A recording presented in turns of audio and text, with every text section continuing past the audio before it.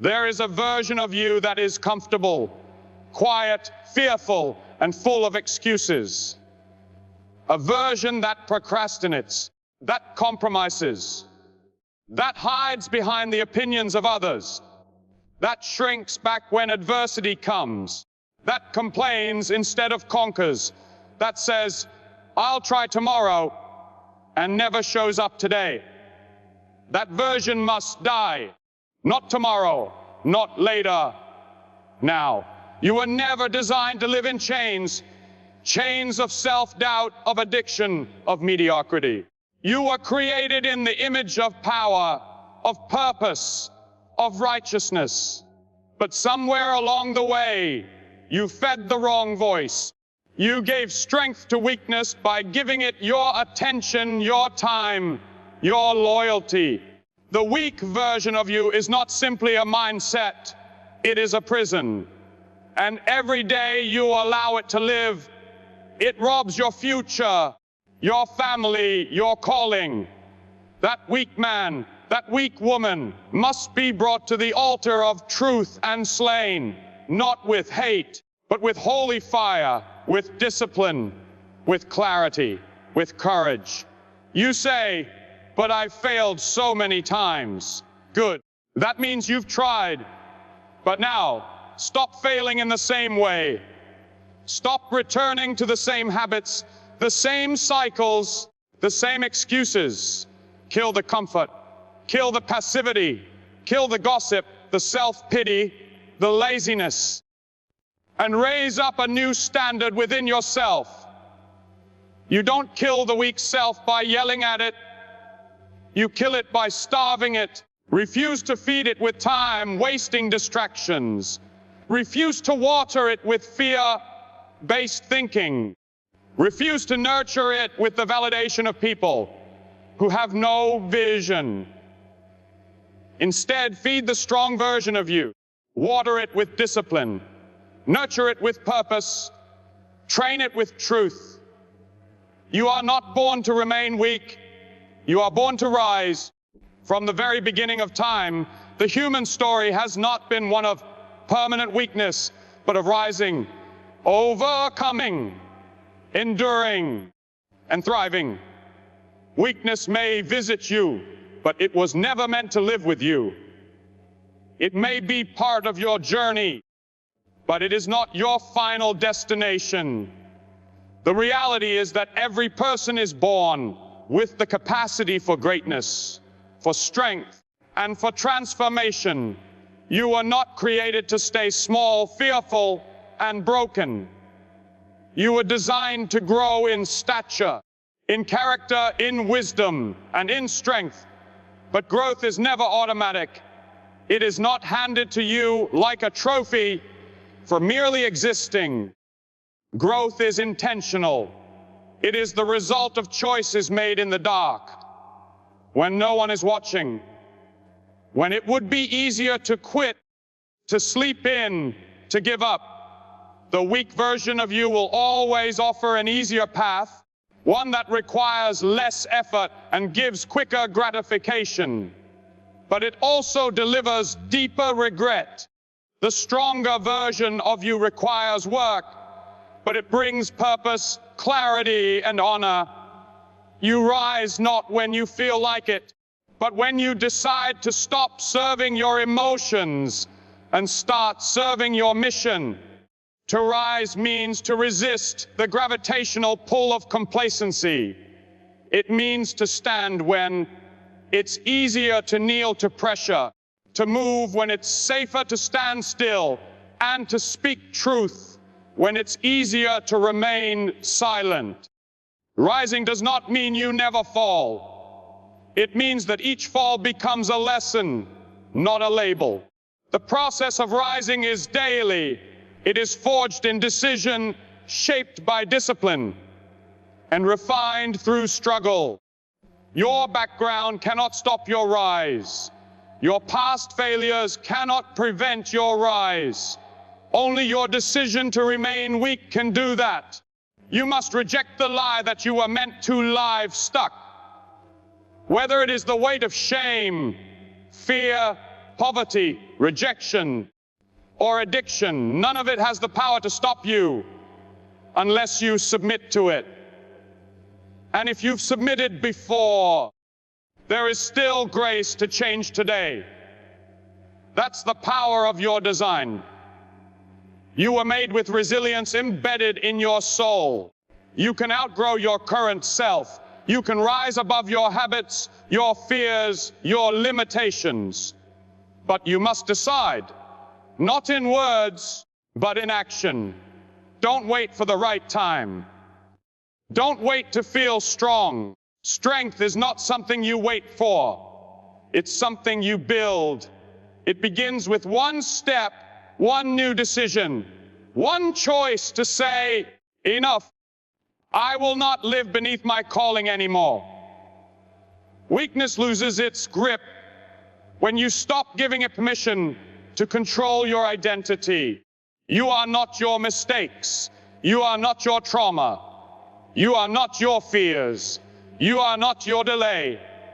You are not your brokenness. You are who you choose to become starting now. You were born to rise. So stand up, shake the dust, and begin. The weak version of you is built on excuses, not purpose. Excuses are the bricks that build the walls of a small life. They sound logical. They feel comfortable. But they slowly rob you of your strength, your time, and your destiny. Excuses are subtle. They disguise themselves as justifiable reasons. But in truth, they are barriers between you and the version of yourself you are meant to become. Every time you say, can't, I'm not ready, or maybe later, you are feeding the very mindset that keeps you bound. The weak version of you hides behind reasons. Instead of stepping forward in responsibility, it delays action in the name of caution. But really it is ruled by fear. And fear is the root of many failures. The weak self is not lazy because it lacks ability. It is lazy because it lacks clarity of purpose. Without purpose, the mind wanders, the will weakens, and the heart grows cold. Purpose gives you direction, and excuses strip you of it. Excuses are how the weak self survives, by blaming the system, the timing, the people, the past. But the strong self stops pointing outward and starts looking inward. When you stop tolerating your own excuses, you begin to discover your true strength. The most dangerous part of living with excuses is not that you stay where you are, but that you convince yourself you belong there. The weak version of you will always offer a justification for mediocrity, for silence, for quitting, for compromise. And unless you recognize this deception, you'll keep calling it wisdom or humility when it's really fear in disguise. The strong version of you, the one rooted in purpose, doesn't look for permission to grow. It accepts the responsibility to grow. It doesn't say, I had no choice. It says, I choose to rise anyway. Purpose gives your pain meaning, gives your failures value, and turns your obstacles into training grounds. The moment you lock eyes with your purpose, excuses lose their voice. You don't need a perfect environment, endless motivation, or applause to change your life. You need to silence the voice inside that says you can't, and listen to the deeper truth that says you were created for more. Excuses delay your destiny, but purpose accelerates it. When you wake up each morning with a purpose greater than your fear, the weak self has no place to live. It may whisper, but you no longer follow. It may tempt, but you no longer yield, because purpose-filled living demands sacrifice, but it also produces strength that excuses could never give you. To live by purpose is to live with vision, with grit, with intention. To live by excuses is to live reactionary, emotionally driven, and spiritually stagnant. So today, take inventory of your words, your decisions, your patterns. Are you building a life of excuses or a life of purpose? Your answer doesn't just reveal who you are. It reveals who you are becoming. Kill the excuses, awaken the purpose, and watch the weak version of yourself disappear. You cannot build a strong future on a broken foundation. No matter how tall you try to build your life, if the ground beneath you is cracked with unresolved habits, broken beliefs, and half-committed values, it will eventually collapse under pressure. So many people try to decorate the surface, new goals, better routines, stronger relationships, but underneath it all, the foundation remains weak. And anything built on weakness cannot last in times of testing. The truth is, you have to go deep before you go far. You have to tear down what was constructed out of fear, shame, bitterness, and insecurity. That may mean confronting the lies you've believed about yourself, forgiving the pain you've buried for years, or finally owning up to the choices you've avoided taking responsibility for. It's uncomfortable to dig down to the foundation. It's not glamorous, it's not fast, but it is essential. A strong future demands a deliberate cleansing of the weak, cracked parts of the past. Until you remove the rot, no matter how beautiful the building, it will remain unstable. The weak version of yourself tells you to ignore the cracks, to patch them with distraction or business, to pretend they're not there. But truth tells you to face them, to break before you build, to surrender before you conquer. Strength is not built on denial. It is built on deep honesty and total reconstruction. To rebuild the foundation, you have to strip away the performance and get to the person. Who are you when no one is watching? What beliefs shape your private thoughts, your secret decisions, your quiet moments? Are you building a future from a place of truth or from a place of fear? Many try to run from their weak past instead of rebuilding over it with wisdom. But until you lay new bricks with integrity, courage, and clarity, the past will continue to haunt your progress. Real strength isn't about how fast you rise, it's about how deeply you're rooted. Roots don't show, but they sustain everything. And if your foundation is based on excuses, shortcuts, or borrowed convictions, then the life you build will always feel fragile. But if you take the time to face the broken parts, uproot them, and pour in a new foundation of discipline, purpose, and truth, you will rise, not just for a season, but for a lifetime. A strong future isn't just a dream, it's a structure. And like any structure, it must rest on something solid, something time-tested, something real. Today is your day to dig deep, to tear down what no longer serves you, and to lay a new foundation with strength, clarity, and conviction. Because the weak version of you will keep trying to decorate the surface, but the strong version of you knows the real work happens at the root. True strength is not in appearance. It is in surrender to what is right. In a world that celebrates outward displays of power, muscles, titles, wealth, confidence, true strength is often misunderstood.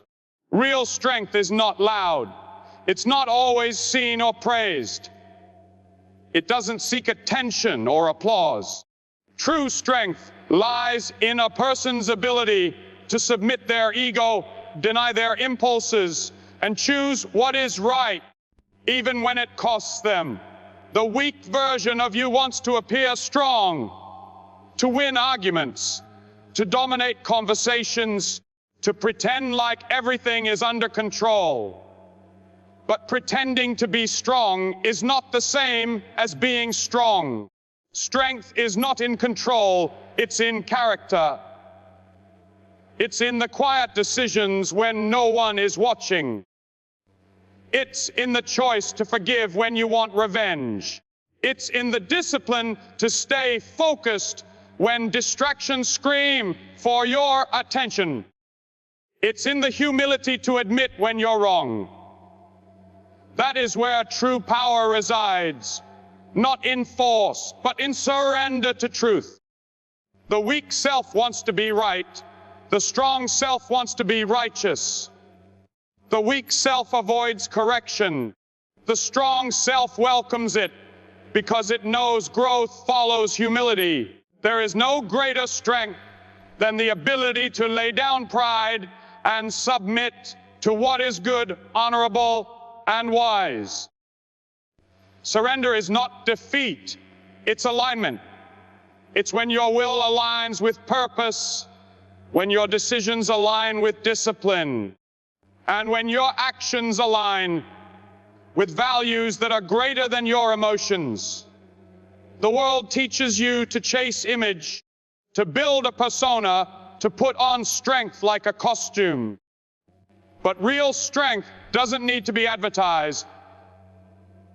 It's proven in the furnace of life. It's what you cling to when temptation is calling, when pressure is mounting, when criticism is wounding. It's not about how strong you look. It's about how deeply rooted you are in what matters. You can fool people with appearances, but you cannot fool purpose. You cannot fake resilience. You cannot pretend your way through storms. You either have the depth to endure, or you collapse when the winds rise. That is why surrender to what is right matters. Because when you choose what's right over what's easy, what's true over what's convenient, what's eternal over what's temporary, you build a strength that lasts. You silence the weak self that seeks applause and awaken the strong self that seeks alignment. The greatest victories are not won on stages, but in secret moments of decision. When you say no to your ego, when you rise above bitterness, when you stay faithful without recognition, those are moments where true strength is forged. Let the world chase the appearance of strength, but you decide to walk in the reality of it. Surrender your pride. Surrender your distractions. Surrender your shortcuts. Not because you're weak, but because you're done pretending. You're ready to live anchored in truth. That's where the real power is. That's where the weak self dies and the strong, unshakable version of you begins to rise. Transformation begins where justification ends. As long as you continue to justify your flaws, your failures, and your lack of growth, you are giving the weak version of yourself permission to exist. Justification is a clever lie. It comforts your ego while it poisons your future. It whispers, you're doing your best, even when you know deep inside you're not. It says you had no choice, when the truth is you did. You simply chose the easier path. It says it's not your fault when it's time to take ownership. Justification may feel like relief in the moment, but it is a silent enemy of transformation. Nothing truly changes until you confront what you've been excusing. The weak version of you survives on justification. It avoids responsibility by blaming others, delaying action, or dressing up dysfunction in noble sounding words. It resists correction because it fears exposure. But exposure is not your enemy. It is your beginning. You cannot fix what you will not face. You cannot overcome what you keep defending. Transformation requires honesty, brutal, painful, liberating honesty. When you stop making excuses and start admitting the truth about your habits, your attitude, your discipline, your choices, then and only then can change begin. Justification allows you to stay the same while pretending you want to grow. But transformation demands the end of all excuses. It demands the courage to say, this is where I failed. This is what I ignored. This is what I've avoided. That is where the walls break and the chains fall. That is where the weak version of you loses its power, because it can no longer hide behind words. It has been exposed, and exposure is where freedom starts. The moment you stop defending your weakness, you begin to destroy it. The old version of you, the one full of compromise, blame, procrastination, and fear, cannot survive in the light of accountability. That's why transformation often feels like death before it feels like life. You are dying to your old patterns. You are letting go of the stories you've told yourself to feel safe. And in doing so, you are clearing the ground for something new, something stronger, wiser, and bolder to rise in its place. Don't wait for transformation to feel easy. It won't. It will feel like loss. Loss of comfort, loss of excuses, loss of the familiar.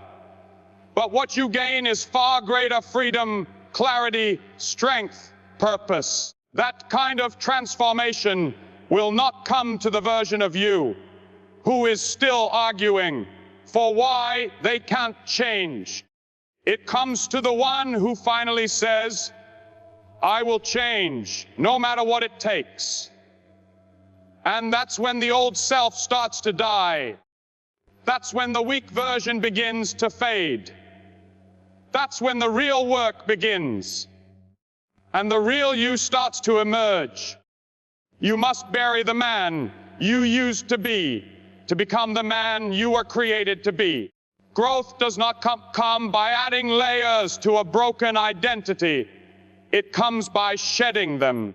Too many people try to carry both versions of themselves, the one tied to old habits, familiar fears, and former failures, and the one destined for purpose, power, and progress. But you cannot walk into your future carrying the corpse of your past, the man you were, the one who made excuses, who settled for less, who gave into comfort, who avoided truth, must be laid to rest. That man may have gotten you through survival, but he cannot take you into destiny. There must be a death before there can be a resurrection. You cannot hold on to your weakness and expect to walk in strength. You cannot cling to old patterns and expect new results. The old self must die.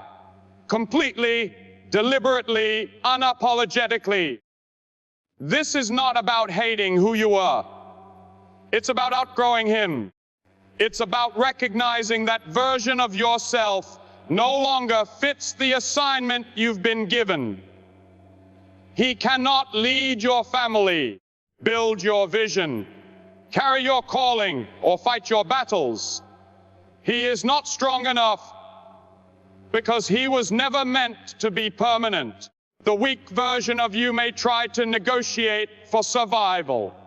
It will whisper reminders of your past, your failures, your shame, your regrets. It will plead for comfort, for familiarity, for ease.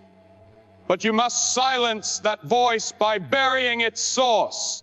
The grave of the old self is not a place of defeat.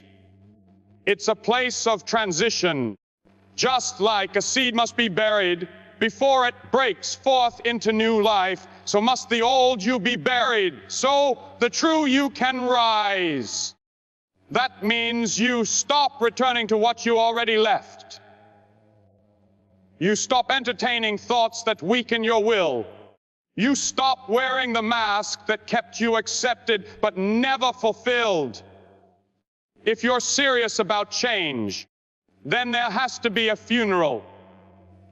You put to rest the part of you that lied, that quit, that feared, that wavered. You don't mourn him.